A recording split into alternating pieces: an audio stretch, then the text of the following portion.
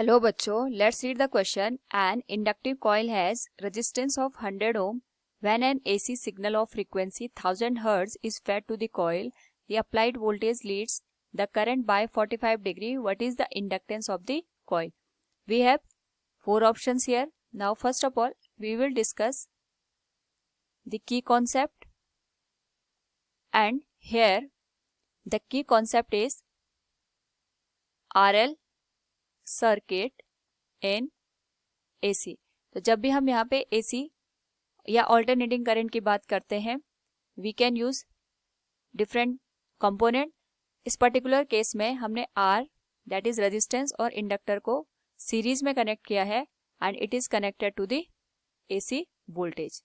Now अगर हम बात करें यहाँ पे रेजिस्टेंस की, इट इज 100 ओम और साथ में हमें यहाँ पे L की वैल्यू को फाइंड आउट करना है.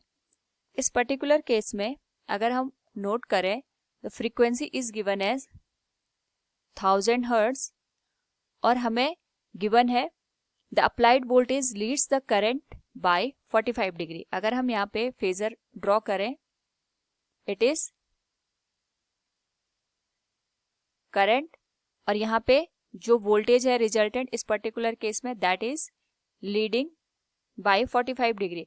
और यहाँ पे जो लीड करने का यहाँ पे इसका कारण है वो है use of inductor with resistance.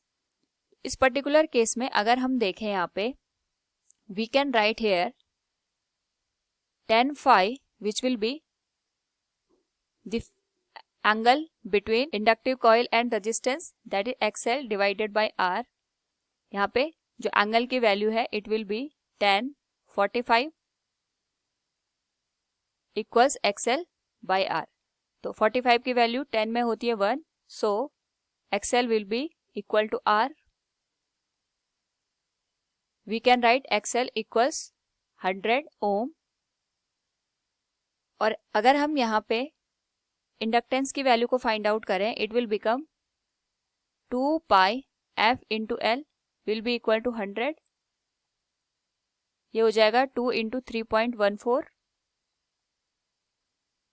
Frequency हमें गिवन है 1000 इंटू L, ये हो जाएगा इक्वल टू 100. यहाँ से अगर हम L की वैल्यू को फाइंड आउट करें, इट विल बिकम 0.0159 हेनरी और we can write this approximate 16 milli henry.